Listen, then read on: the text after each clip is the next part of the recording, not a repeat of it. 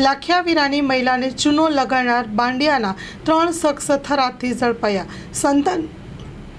સંતાન પ્રાપ્તિની વિધિના નામે સાધુ વેશમાં ₹2.74 લાખની મત્તા સેરવી ગયા છે।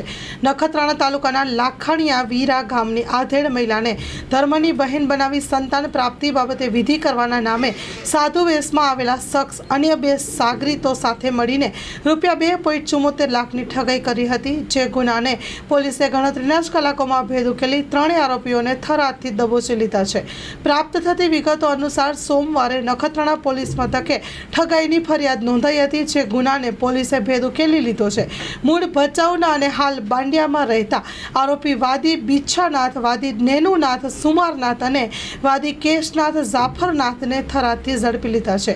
આરોપીઓએ સાધુ વેશમાં આવી લાખિયાવીરા ગામની 53 વર્ષીય મહિલાને સંતાન પ્રાપ્તિ થવાની વિધિ કરવાના નામે વિશ્વાસમાં લઈને ₹74,000ના દાગીના અને રોકડા ₹2 લાખ પડાવી લીધા છે। સમગ્ર મામલે નખત્રાણા પોલીસે ગુનો દાખલ કરીને આરોપીઓની અટકાયત કરી લીધી છે।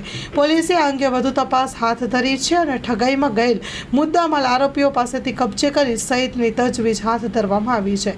Story report by Pankaj Kabira, Nakhatrana.